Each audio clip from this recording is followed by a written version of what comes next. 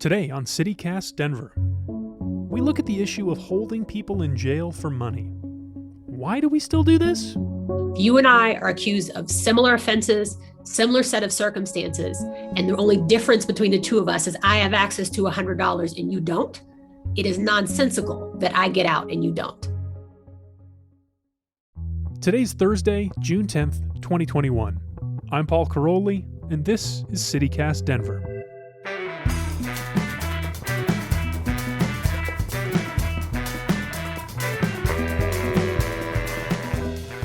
And here is the news. It's going to be another sunny day today with a high near 96. The Colorado State Legislature wrapped up its 2021 session on Tuesday evening, and we're going to be talking about a criminal justice reform effort that came down to the wire later in the show. But apart from that, lawmakers passed a few bills that I think you should know about. All the talk about imposing potency caps on cannabis products led to a compromise and funding for research on how high-potency weed products affect developing brains. Farm workers could be getting increased protections with a pretty wide-ranging new bill heading to Governor Polis's desk. It would lift an exemption on state and local minimum wage requirements, require employers to provide farm workers transportation to key service providers, and a whole mess of other new safeguards. We might need to talk more about this one. After the mass shooting in Boulder in March, the Democrats made a lot of progress on gun regulations, including one new bill allowing local governments to enact stricter gun control laws than the states. Lawmakers also agreed to set aside $15 million in federal stimulus money for programs providing services for victims of domestic violence and sexual assault. And of course, there's the $5.4 billion transportation bill I talked to Denver Post reporter John Murray about earlier this week. Definitely go back and listen to that one if you haven't already. And we'll keep an eye on Governor Jared Polis to see how many of these he signs into law. But seriously, that's just a few of the new bills coming out of the session. Peyton's got an extended roundup in our newsletter today. You've subscribed to the CityCast Denver newsletter, right? In the past few years, as I've been reading more and more about criminal justice reform in Denver, there's one person who always seems to have something to say. Maybe she's out there leading a protest, or maybe she's on the radio taking someone to task. But before she was an abolitionist, a movement leader, a public defender, Elisabeth Epps was the daughter of a very brave woman.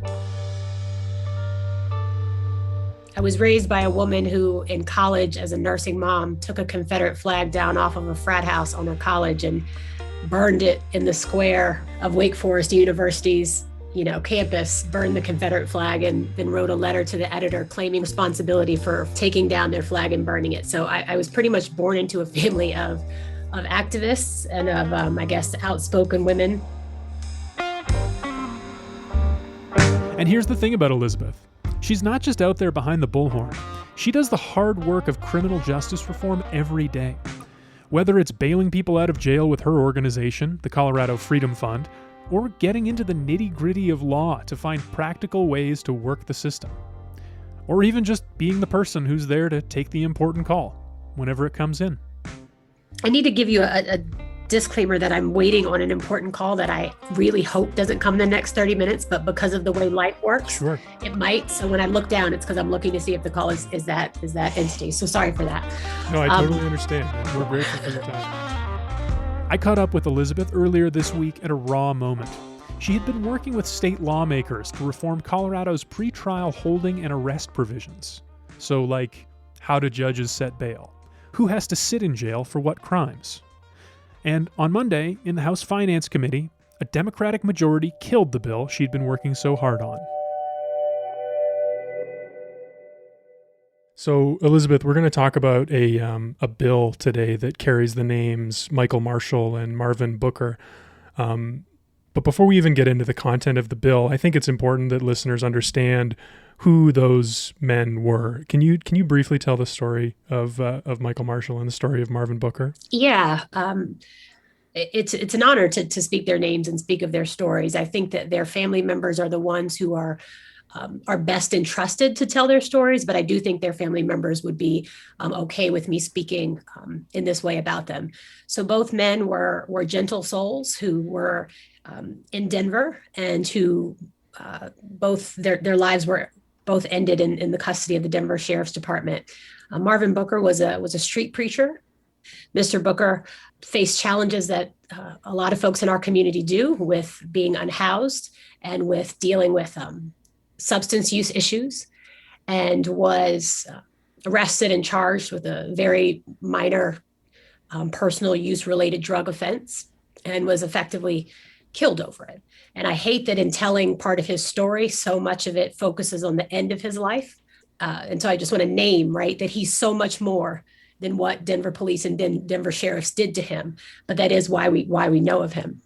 Michael Marshall, another gentle soul by everyone's accounts, a funny and smart man who in his adult years faced challenges again. I mean, this is a theme that is pervasive through folks who are caged in our community, but he, like Mr. Booker, dealt with challenges of homelessness, and he had some mental health challenges. He was at a motel where his family had paid for rent for him. He had some sort of mental health crisis, and instead of being enveloped in the loving arms of healthcare workers or mental health specialists, instead he was brutalized by law enforcement, first by being taken into custody, shackled by police who arrested him for trespass, a minor offense that should not be arrestable in Colorado. And then he was killed in the Denver jail. And this act, this was reform that you were very close to, that would have changed something about the way their stories ended. Could you tell me what specific changes you all were pushing for with this bill, with this legislative effort? Certainly. So there's sort of two components to what was called SB 21-273. And there's the components related to arrest provisions and components related to money bond. And a set of, right, so the provisions related to each were named after each man. When we talk about arrest and summons, this is, I'm going to manage to talk about this without crying, but the defeat is fresh and it hurts, because if we pass this, it is not an exaggeration to say that, rather I should say, had this bill been in law years ago, Michael Marshall and Marvin Booker would still be with us. We wouldn't know their names. So the arrest provisions, what it would do specifically is, like most folks know, when we say arrest, we mean literally putting someone in handcuffs and shackles, taking control of their body, putting their body in a cage, the actual arrest process. What 273 would have done is change the standard from custodial arrest to a summons. So it wouldn't decriminalize certain behavior, right? Side note to say, I'd love to see a bill where certain behaviors were decriminalized, period. They shouldn't be illegal, period. But 273 didn't do that. What it did say is for a category of offenses, low-level offenses.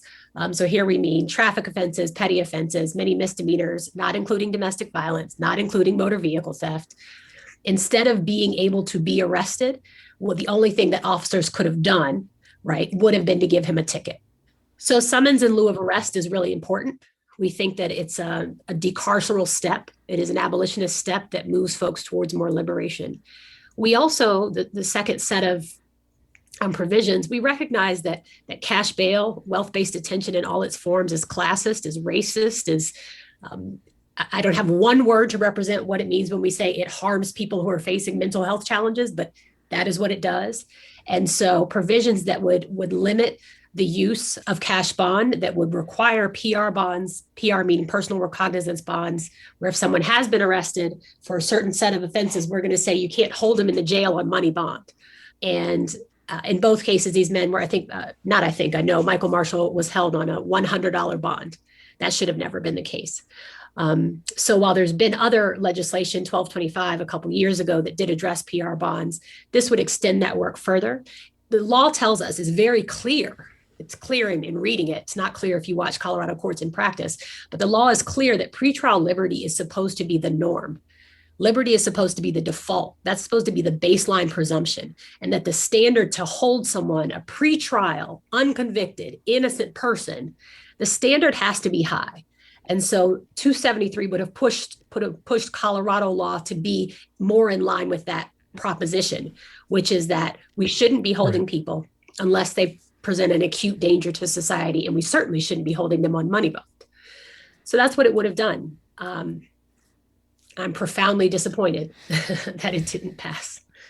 So that's what happened Monday night was there was a committee hearing and a debate, and tell me what happened. Uh, Part of the confession is I don't quite know. I was there and I still don't quite know what happened. You mentioned debate.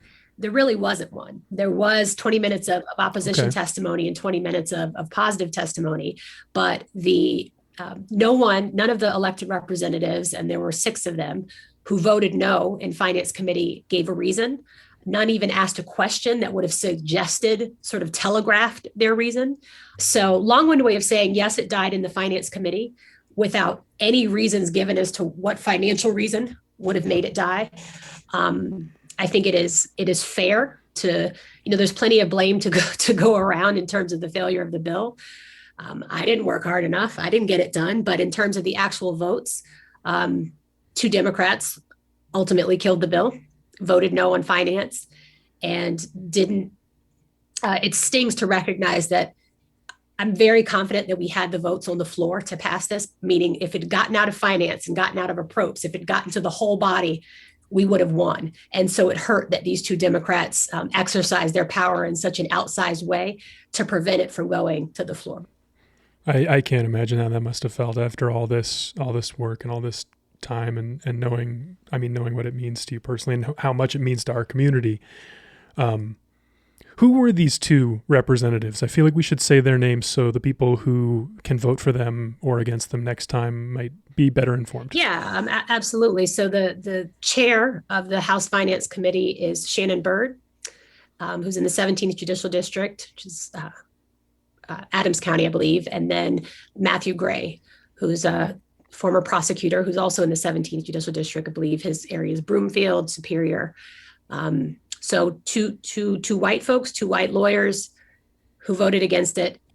Just by way of a little bit of background, this bill was a hard fight in the Senate. And Senate Dems were under a lot of pressure and criticism from a lot of folks, myself included, who really, held their proverbial feet to the fire, expected them to put in the work, and they did.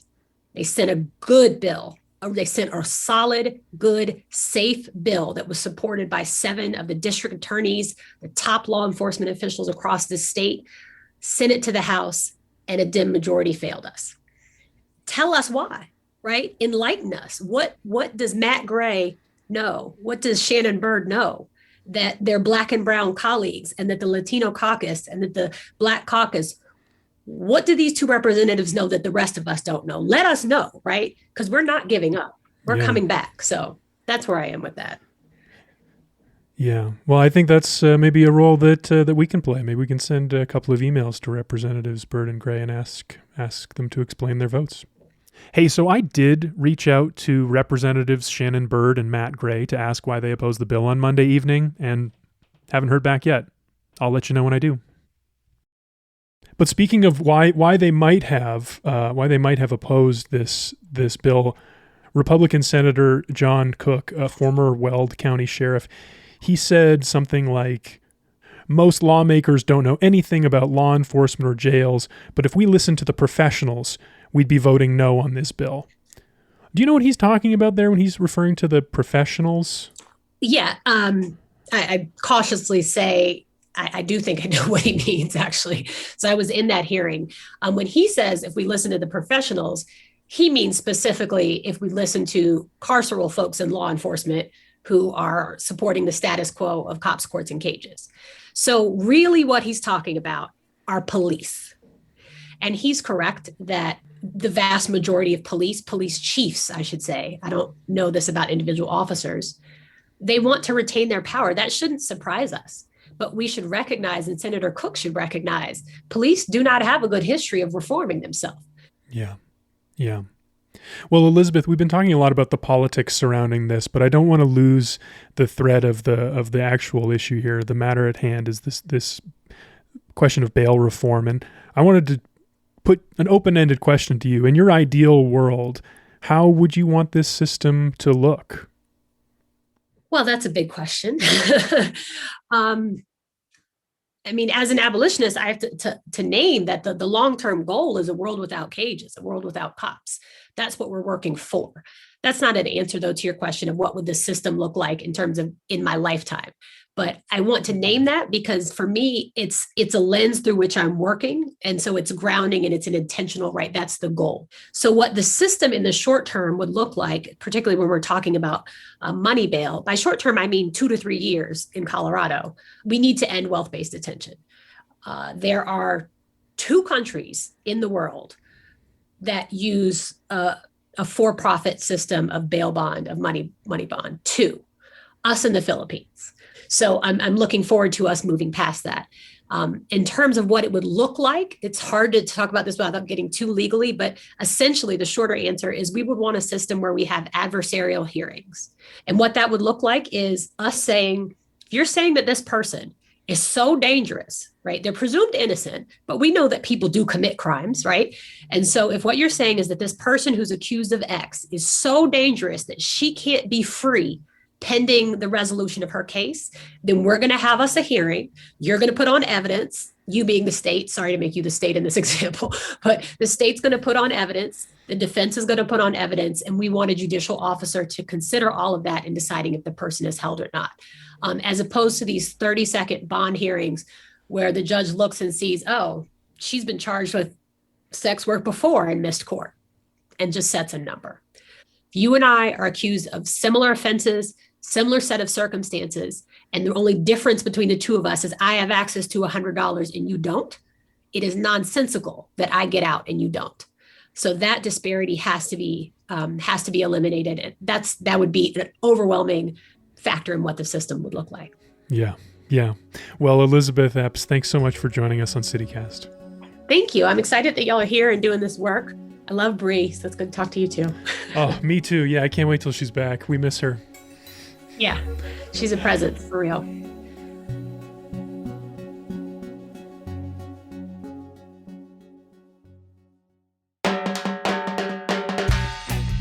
That's all for us today here on CityCast Denver. If you enjoyed the show, why not take a minute and tell a friend about us? Rate the show wherever you get your podcasts, and subscribe to our morning newsletter at denver.citycast.fm. We'll be back tomorrow morning with more news from around the city, and until then, I hope you have a really good day.